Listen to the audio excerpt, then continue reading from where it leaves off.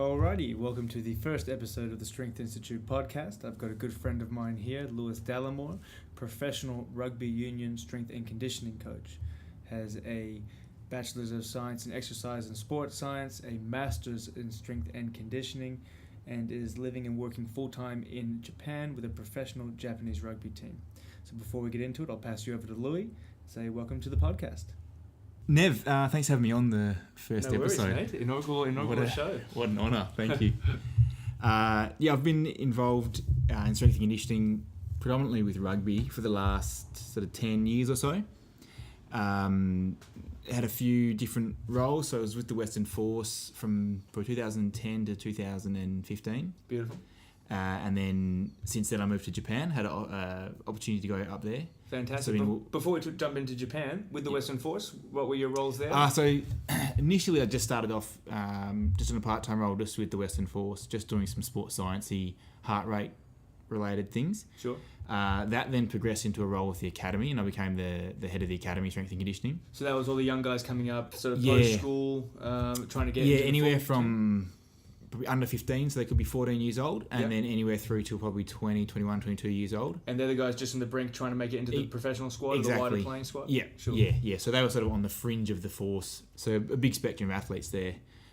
When I first started with the academy, we had about 30 players. Yeah. That then grew to about 100 players. So we had a whole team of under 15s, a whole team of under 17s, a whole team of under 20s, plus the fill-in players, and it was about 100 people. And so you're overlooking this whole group in terms of strength and conditioning? Yeah, that's right. And so how do you handle a big group like that? I think the key thing is to focus on the basics. So there's not really enough time to write 100 individual programs. Sure. So just focus on their level of development. It could just be focusing on a squat, a pull, a push, a hinge movement, rather than looking at forwards and backs or wingers and props. Just focusing on their ability level. Sure. And then from the academy, you progressed into the actual Western Force? Yeah, so SNC? Then the Force role sort of was there in the background, and then that just sort of grew, and I became sort of like the rehab guy, the rehab SNC. So if any player was injured, I would then sort of take over their strength and conditioning. Sure, so that became a lot more of a one-on-one component with you? Definitely. So if someone had done their knee, so you had a player who had a knee or ACL, knee reconstruction, I would then work with the physio and that player directly to have a program both for their lower body and for their upper body. So if they've done their knee, then we look at it as an opportunity to increase upper body strength. So I would have a very individualised program just for their upper body. Yeah. As well as then working with the physio to look at their lower body strength. What can they be doing? Single leg activities, hamstring work, glute work. What can we be doing for this player? That was the extent of your role with the full Western Force, was mainly working with the rehabilitation? Yeah, and with the main team in the gym. Yeah. So a lot of my work was more strength and gym based. Sure. I was at every session on the field, although I was mainly just sort of in charge of things related to weight training. Sure. Okay, fair enough. And then post Western Force career, where did you go from then? So I one day one of the players just came into the gym and he said, "Hey mate, do you want to go to Japan?" I thought, "Yeah, how cool is this?" So I made a few connections, and about a year later, after that conversation, I had an offer from a team in Japan. A lot of the Japanese teams work through agents, and the agents then acquire English-speaking Western staff. And so I managed to have the right agent at the right time, and I got a job offer in Japan. Fantastic. And which team or club was that? Kintetsu Liners. Kintetsu Liners. Which is where I am still today. And that's a part of their equivalent of a Super Rugby, but over in Japan? Yeah, so it's, how many teams are there? There's 16 teams in top league in Japan. Yeah. Most of the teams are based around the Tokyo area. Yeah. We're in Osaka. There's a few teams based around there. But yeah, they play, week in, week out competition. Travelling to and from games, it's their major professional rugby competition. Yeah, fantastic. And from those teams, how many players are local Japanese players? Do they get a lot of import players coming across to fill out the teams? How does the demographic sort of look inside a team? So really big squad. So the squad of about 50. Yeah, nice big squad. More than half of those players, and this is different for every team, but in my team, more than half are called company players. Okay. So they have a job from usually the morning. So for example, if you played for Honda, in the morning you go and build cars on the production line from say 9 to 12. You go and get some lunch, then you come into rugby training. So the Honda team's Honda's not just sponsoring the team; they're actually linked with the business itself. Yeah, exactly. Right. So that's how rugby is run up there. They're all the teams are literally departments of these major companies. Oh, very So cool. they don't necessarily have sponsors. It literally is that company. Right. So big companies like Panasonic, Toshiba, Honda, Toyota, any Japanese company you've heard of probably has a rugby team Right. as one of their departments. Yeah, okay. That's really cool. I think there's a lot of good opportunities for players probably when they retire as well. Well, exactly. So those guys, so Kintetsu is they do a number of different things, but predominantly the rugby team is associated with the train line side of the business. Okay. So half these players, they're called company players. In the mornings, they go and work on the train lines. They punch tickets or stand at a little booth and wave people through gates. They'll do that for the morning. They then come to training in the afternoon where they do all the field training, all the gym, physio. So for them, it's almost like this professional amateur area. Right. And then when they retire from rugby, they have a job for the rest of their life with that company. Sure. So it takes a lot of the risk out of being a professional athlete. They're safe. So they'll stay with that one team for 8, 10, 12 years. So there's not a lot of team hopping for the local players? Not for the company players, no. Yeah, okay. But then the other half of the playing groups, the other sort of 25, are professional. So Yep. they're full-time professional athletes. If they get cut at the end of the season, then they're cut, they're out on their own. Right. Of that, you're allowed 5 foreigners on the field at a time. Okay. And 2 can be internationally capped. So you could have 2 Wallabies, 2 All Blacks, 2 Springboks. All right, but only 5 on the field at a time. Yes. So they just have to make sure they rotate them correctly during a game. But it's still a game day 25-man squad, 22, 23. 23-man squad. It's been a couple of years since I played. 23-man squad, but we usually take another 2. Right. Just in case in case someone gets gastro or something on the Sure. day. Yeah. And that has happened once or twice. You got to question their mental toughness. We had a guy wake up and he had a sore shoulder and he had to pull out the morning of a game. Do we blame the S&C guys for gastro? No. No? No. You have to We'll blame the one? physio. Oh yeah, blame the physio. That's a good idea. Always blame the physio. Nice one. So and then now this is your 4th season. I've done 4 seasons. You're So going I'm back going for your into 5th. 5th. Yeah. Fantastic.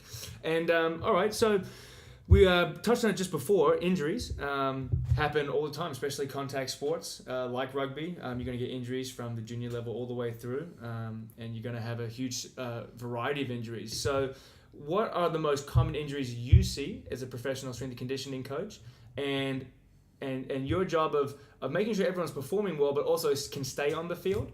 What do you do to try to prevent some of those injuries?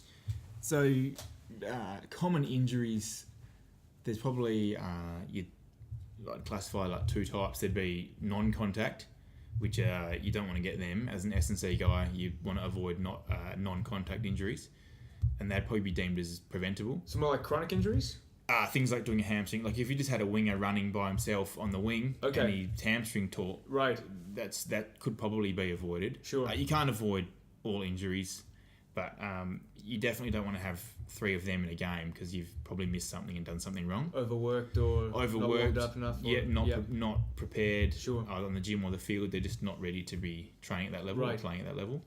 And then there's contact injuries, which is if you get smashed between 2 blokes that are 110 kilos and your knee pops out, well, there's not much you can do about that. That's part of rugby or contact sport in general. Sure.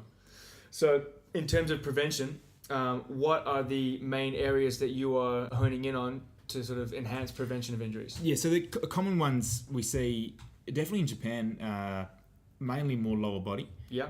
Knees, ankles? Or? Yeah, so knees and ankles. Yeah. You don't really, and I don't know if this is just my team or if it's Japan in whole, but I don't really see a lot of shoulder injuries. Okay. Compared to Australia, where I'd say every second player at the force had a shoulder recon. Right. So what would you chalk that up to? I have no idea. Different in size of the players? In contact potentially, zone? yeah. The way they tackle. Maybe they've got shorter arms, so then the levers aren't as long to pop shoulders out. In Japan? Yeah, in Japan. Right. I think the way that they tackle, the Japanese tend to just dive at your ankles. Okay. So that would indicate more lower body injuries. And then if you just fall over, whether in Australia it's not, or in other parts of the world, it's not just diving at ankles, it's big tackles, big collisions. And wraps, yeah. And wraps and falling over. And fair enough. Okay. So I think it could be the way they tackle both like increases the lower body injuries and then decreases upper body. Okay. So seeing mainly lower body injuries in Japan, when you're in the gym, are you primarily focusing on building up big quads, like hitting squats, or are you focusing on strictly the prevention of like carrying hammies, so doing a lot of hamstring work, or do you just try to strengthen the whole lower body in general at the same sort of rate? Yeah, that's a good question. So there's a number of different areas. One would be, say, increasing your squat. So just getting stronger in the lower body. And that's more of a performance-orientated thing. We want these guys to be bigger and stronger and be able to run faster. And then from injury prevention point of view, I do a number of different activities. So, for example, in the warm-up, before we do a big squat session or anything for the lower body, we might do things like hopping and landing, single leg jumping and spinning, landing. So things like proprioception for the knees, for the ankles, stability-based exercises.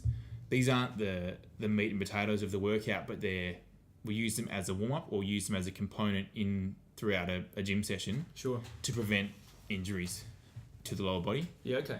And then hamstrings, we definitely try and strengthen as much as we can using conventional exercises like a glute ham raise or a Romanian deadlift, as well as doing things like plyometrics, and then also just exposure to high speed running and gradually building that up over time to hopefully prevent injuries to the hamstrings. Yeah, sure. Okay, perfect. Well, you then just touched on performance and, performance testing, squats, when to get guys big and stronger and faster. What are the main performance tests you do with your players? And this can range not just strength, sort of like strength, speed, fitness. What's the whole array of testing that you do with your players over in Japan? So I'd give it a technical name, athletic profiling. Athletic profiling. It's a fancy name for just testing people. Okay. So there's the basic strength test, which I think everyone's probably done, which is just a bench press 1RM, a chin up 1RM, a squat 1RM. And we do a power clean, but that can be a bit of a grey area. Just because it's a bit more technical? Exactly, right. Yeah. So if technique's a bit funny, you're not really measuring their power, you're measuring their technique. Right. Which doesn't overly carry over to a game. Which I guess is similar to squat, but just not... It's a bigger extent. It's more technical. Yeah, more technical. And so they're the basic sort of gym lifts. Yeah. We then also have a jump mat or a timing mat. Sure. You might have seen them before. Similar to like a force plate? Yes, like a cheap version of a force plate. So we do what I call an RSI or reactive strength index. Sure. So you get a 30 centimetre box. The player steps off the 30 centimetre box and bounces back up as high as they can, keeping their lower body reasonably stiff. So we're looking at a stretch shortening cycle in the lower body, so through the calves, Achilles. This is quite closely related to sort of running and sprinting and also jumping. Okay. So if someone can step off a box and bounce really high, they're usually a springy, powerful, fast athlete. Sure. If someone steps off a box and just goes donk and stops on the ground, they're usually not strong, not powerful, not fast. Is this also have some crossover to sort of change of direction when you see guys being able to sidestep really dynamically and fast versus guys that can't? The guys that can't probably just don't have that muscular development to be able to take all that mass and change directions quickly? Exactly, yeah. So the person that's stepping off the box, they've got to eccentrically load the tendon and the muscle and then turn that into a concentric force incredibly quickly, and this would give them a good score or a higher RSI. I also have a vertical jump, a broad jump, a fitness test, so we could use a yo-yo or a bronco. Okay. And then also a speed test. So can you explain for people that don't know what a yo-yo or a bronco test is? Yeah, so they're a running fitness test. A yo-yo is like a beep test, but it has a little brake at one end. So a little bit of a active or passive recovery part? So they call it an intermittent recovery test. So there's a beep, the player runs to 20 metres, beep again, they turn around and it says beep, they finish their shuttle or the run, there's then a 10-second break before they start the next one. Okay. So these beeps get closer and closer together, and which means you have to run faster and faster. You run faster. There's always a set amount of time on the rest. Yes, it's always 10 seconds. Sure. Okay. And the Bronco test? And Bronco test is 20, 40, 60. So 20 metres out and back, 40 metres out and back, 60 metres out and back. Yeah. And you do that 3 times? 3 times through? And that should be 1.2 Ks. Okay. And that can give you and that's continuous. There's no... Continuous. There's no break. Continuous. And so the point of doing the change of direction as opposed to just continuous 1.2 kilometre time trial? You can do a 1.2, say, in an oval fashion. Right. The reason I think the Bronco test is done on a rugby field like that is simply because that's what you have available. Sure. You have a running track in a perfect oval available to you. Yep, fair enough. You can have a straight line backwards and forwards. Okay. So now that we've got an idea of the battery of tests that you put them through to get the athletic profile? Correct, athletic profile. Why are you picking those things? Why are you picking these exercises and fitness tests? So number of different reasons. Just try and get a complete picture of them as an athlete. Are they strong enough? Are they fast enough? Are they fit enough? Are they powerful enough to be performing at their best? Or are they poor, therefore they need to work on it and get better? Okay. So once I've created this profile for the athlete, you then have a picture of them and you can progress that forward. So maybe they're not strong enough, so they need to work on their strength. Maybe they're not fast enough, they need to work on their speed. Maybe they're really big and strong, but they're really unfit, so therefore their program needs to be more tailored towards fitness side of things. Sure. Now, you actually had an article on your website, lewisdallimore.com. That's right. That's right. Mentioning something similar to this. Yeah, I would have talked about this. I did write an article about this sort of athletic profiling and then working on someone's weak area to try and help bring up the total package. Right. So maybe you're really strong. Yep. And you're fit, but you lack, say, that RSI, that stretch shortening cycle, that quickness. Explosive power. Therefore, maybe your program is more geared towards explosive power and just maintaining your strength. Okay. And if you do that, what I've found, at least in my group of people, is that that can then make you a better athlete. Focusing on that weak area could increase your profile. Okay. And so that is what you found? You found, because I mean, I guess there'd be some debate on whether it's better just to focus on what you're already good at, to sort of be the best, be the strongest, will that have more positive effect than trying to be pretty strong and pretty fast, but, not the fastest or the strongest? You found that evening up the weaker spots actually gave a better result to the players? I did. So I found evening up the weaker spot. So take, for example, the guy he can squat a lot and he's really strong, but his vertical jump is really poor. Sure. So therefore, he's strong enough. He's got these big, strong legs, but they can't produce any power. So do I just keep trying to make him stronger? Yeah. Or do I just sort of maintain that and try and increase his vertical jump? Okay. What I found is that even if I gear the program more towards the power vertical jump side of things, is that his squat might still actually get better. Okay. So I'm not trying to decrease his We're squat. never negating anything. It's always... So he might get 5% stronger, but then he might get a 20% gain on that vertical jump side of things. Perfect. So now that we know all of the performance testing that you do, what happens when people start to decline? And does that happen? Do people you're testing, you're expecting to see these numbers, squat strength go up, power go up? I'm assuming that if it's a long season, those numbers might start to come back down. Is that just overtraining, just general fatigue? Or what do you do to combat those sort of issues? You'd have to just really have a look. Like, people should realistically, if they're in a supervised, well-written, well-prescribed program, they should be getting stronger. If they're getting weaker, you'd need to look at some underlying causes. So that could be fatigue, that could be the program's just not right for them and their training age. Yeah. And I do have some guys, so I've an older player in Japan, I think he's 36 or 37.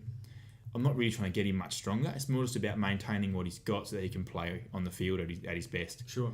So if he just continually benches 120 for the rest of the year, I'd be quite happy with that. Okay. I'm not trying to squeeze more out of him. But then if you have a younger player and it's his first year, you do want to see these improvements in performance. Absolutely. Fair enough. But so if you are seeing someone decline, is it age related? Is it fatigue related?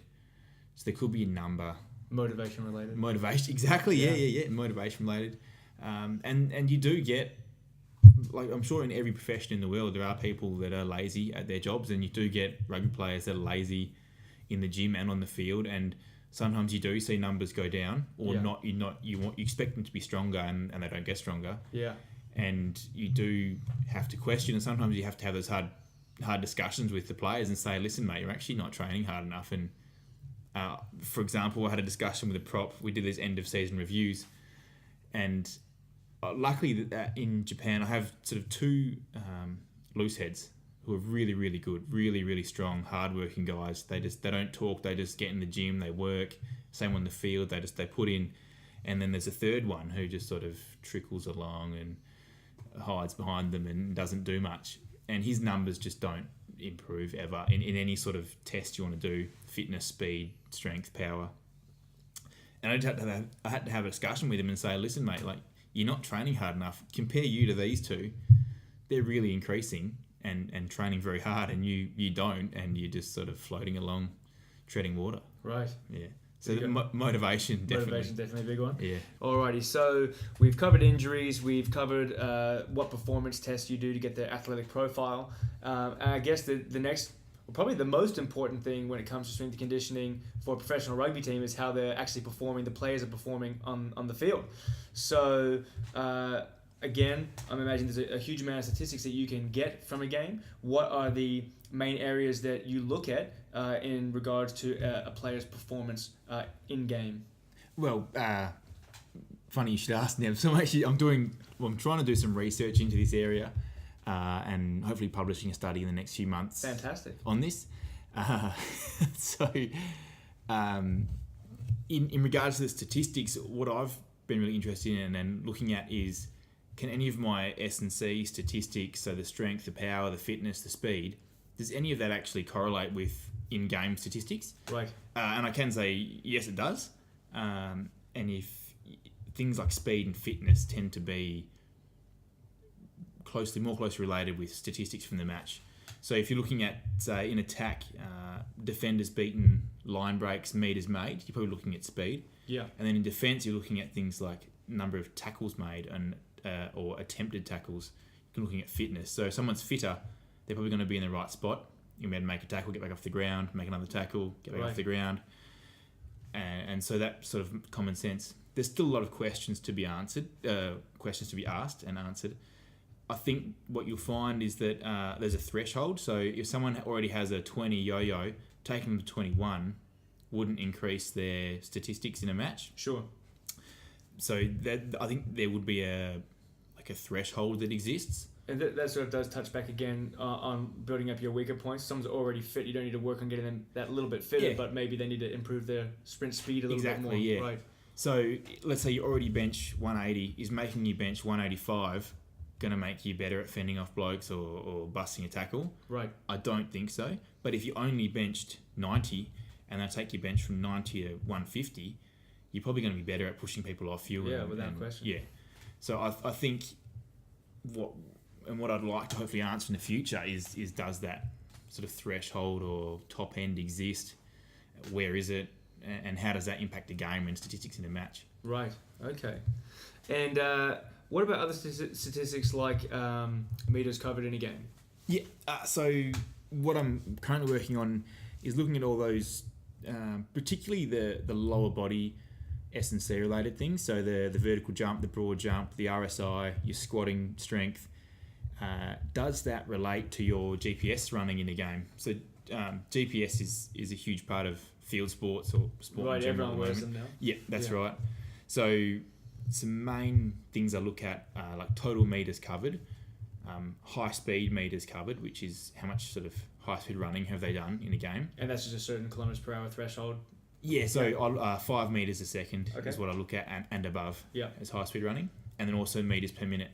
And so what we found, and hopefully soon to be published, is that, and it's really logical, but the better athlete you are, so the bigger your broad jump and your vertical jump and your squat, and particularly your power to weight, right, that directly transfers to your match running performance. Okay. So if you want to run around more in a game, make more tackles, break more lines, bash into more people, right, your lower body strength and conditioning really has an impact. Well, question on that one, is that then still subject to what position they're in? Because you would assume that your tight five or your front row should have some of the biggest squats in the team compared to maybe a scrum half or some of the smaller players. But those smaller guys, you're sure that they're going to be getting a lot of meters in the game, a lot more meters than probably a prop would. So how does that balance out, or is it just within the position itself? So the props that can squat more and have more dynamic on the jump test than other props, they're generally going to be putting in more meters per game. Well, I think what we found is that it's relative to the player's body weight. Okay. So if your prop weighs 120 and you're squatting 240, it's still a 2 times body weight squat. Okay. That would be very similar to a halfback who's 90 who's squatting 180. They've both got a 2 times body weight squat. Therefore, their running performance, well, that's a bit of a stretch, but they might be similar. Okay. But then particularly the other things like a vertical jump or the broad jump, because that really depends on your body weight and your strength compared to your body weight. Yeah. That has shown to be really closely related to your meters per minute and your high speed running in the game. Okay. So we've come up with some equations or some predictive equations. So for example, if you were to decrease your body weight by, I think it's about 3 kilos, you would have an increase of 2% in your high speed running in the match. So there are these sort of these predictive equations that we've come out with from that data set. From the data. Yeah. And this is data collected from the last sort of four years. Yeah, probably the last up until 2017, because I started this about a year ago. Okay. So it's taken a little while to get it. Yeah, right. Get it written up and to this point. But yeah, it's data from the last sort of 15, 16, 17. Okay. So just sort of putting some dot points on it. You want to have those good strength results, power results, fitness tests, but you also really want to be not lugging around any extra weight than you have to. For sure. I think their little asterisk point, powder weight's great, but if you're a 60 kilo player and you can squat 120, if there's a 110 kilo guy running at you, like, you're going to get flattened. So being absolutely bigger and stronger also would help in a contact sport. All right, so we want absolute strength and power and good power to weight ratio. Exactly. That's the dream. Yeah. All right, perfect. Bigger, stronger, faster. Bigger, stronger, and faster. I love it. Alrighty, so you mentioned before when you were training the junior players to the Academy of the Western Force, you had 100 of them. It had to be quite general, and because they were younger, it was not sort of positional. It was more just, hey, what's your strength level, what's your ability at, and sort of doing a bit more generic programming. How do you program for a professional team where you said you have a lot of guys in the squad, but you probably have a primary, you're saying the top 25 guys that are touring around for the most part. How are you organizing your programs, and is it all positional, or do you still do it by strength levels and stuff like that? Well, I think just doing something positionally isn't necessarily individualized. Sure. Because you could have 2 props and they're both tight end props, but they could have completely different bodies, completely different injury histories, completely different and needs analysis. Sure. So you just try and work with the coaches. So if it's 2 locks, you speak with the forwards coach. You say, hey, I've got 2 locks here. What do they need? Like, maybe one needs to be fitter or jump higher, and that comes into that whole athletic profiling bit again. But then, therefore, the programs are sort of individualised to the athlete, to their injury history. There's a lot of guys, so obviously rugby is a contact sport, a lot of history of injuries, working around those and trying to best train the athlete for what they need while avoiding hurting them anymore. Sure. Okay. And then in regards to injury prevention, you had mentioned that if players are pulling their hammies in the warm-ups or early in games, there's something going wrong, whether they're overtrained or they're not trained enough. Do you have some sort of tool or metric that you track to sort of keep track on this? Like, do you use RPE a lot? Or how do you sort of monitor your players to make sure that they're getting the right amount of stimulus and not too much? Yeah, so I use GPS heavily. Yeah. And that's currently my role. That's probably my main tool that I use is GPS. Sure. And there's a number of metrics you can get from that. And you can use RPE as well. I've found that the GPS and the RPE tend to match up. So if there's a big session on the GPS, if it's an 8K session and it's really high speed and it's high intensity, generally the RPEs are going to be quite high. Right. If you have a 3K session that's a light jog walk through, that the RPE is going to be quite low. Sure. So I've found generally that the RPs and the GPS match up. Okay. And I still use RPEs, but I think with RPE, which is rating of perceived exertion, just for people that don't know. Sure. So if someone's they've done a gym session or done a field session, you'd come up to them at the end of the session and you'd say RPE, which is rating of perceived exertion, and they would give you a number between 1 and 10. 10 being it was the hardest thing they've ever done, 1 being very, very light. Okay. So I use both RPE and GPS. I tend to put more emphasis on the GPS because I think sometimes people are forgetful or lazy, and RPEs can fluctuate a bit. Sure. The numbers don't lie. But the numbers don't lie. Right. But then on the other hand, if I said to you, go for a run around the block, and then I said to your grandma, go for a run around the block, her RPE is going to be 10. Right. And your RPE is going to be 3. Okay. So there are going to be individual I appreciate that. differences. two maybe. Yeah. But even though your GPS might be the same, Okay. you're still going to have vastly different RPEs. Right.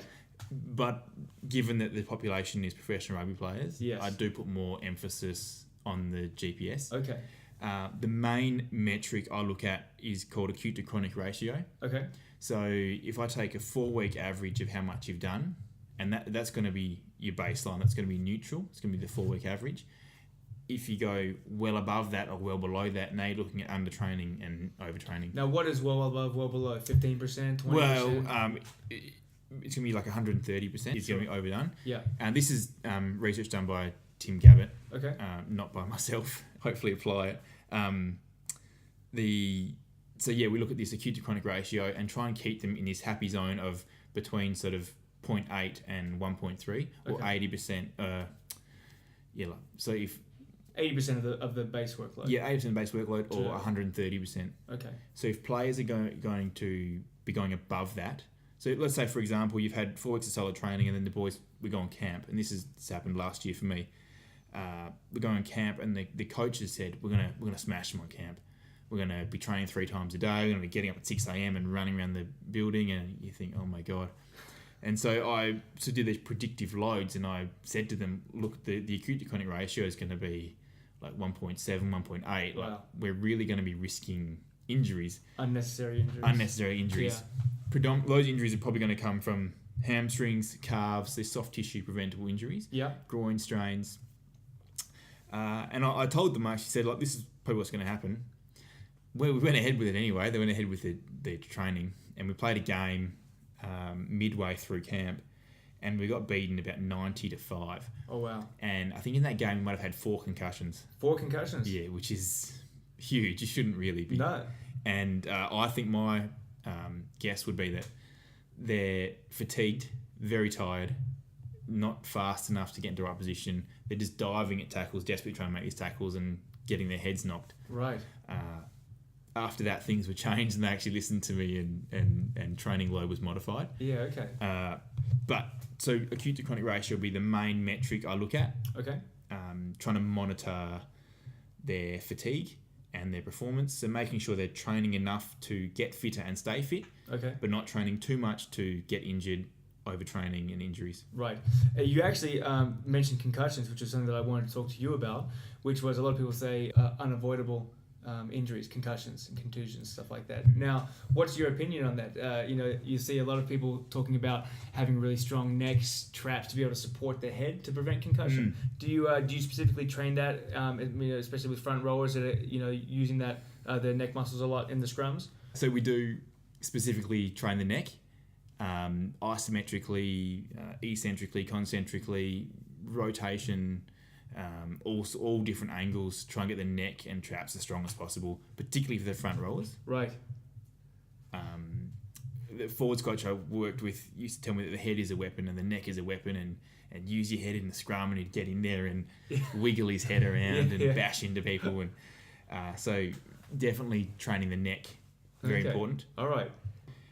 In regards to it being preventable concussion, I think that some would be unpreventable. Right. So if Just someone get caught in that tackles weird you, position. your weird position, you get a knee to the head. Right. There's not much you can do about it. But it is somewhat preventable if you have the fitness level to put yourself in the best position possible. Exactly, yeah. You've been in the gym, you've worked yourself so that you have the best supporting muscular structure through the neck and traps and everything like that. Exactly. Okay. So being fit enough to, as you said, get in the right position, and also just tackle technique. Right. So I was working with a defense coach or just any sort of coach about your tackling technique, where do you put your head, where do you get your shoulder to hit, those sorts of things. Sure. Can all be used to help prevent concussion. Fantastic.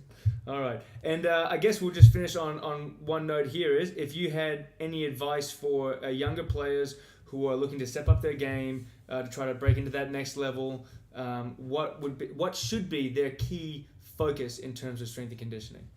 Well, I think if you're a younger player, just focusing on the basics, so get basic movement patterns. So in the gym, that'd be a push, a pull, a squat, and a hinge. And also think something that's vastly overlooked. If you wanted to play water polo, you'd need to learn how to swim. Right. If you want to play rugby, you need to learn how to run. And I think actually having sort of running training, speed coaching can be pivotal to running performance in a game. So working on your running technique, I think is really important for younger players. Right. Well, that makes sense with your statistics as well, showing that meters covered per second, top speed, everything like that is really important for your performance indicators in a game. Correct. Exactly. Nice. Awesome. And with that, we'll wrap up the very first episode of the Strength Institute podcast. I just want to say thank you very much for listening and for Lewis for coming on the show and giving us all that great information. I will link all of his details in the notes below, so in case you want to follow along with his current research, you can. Thanks very much, guys. See you next time.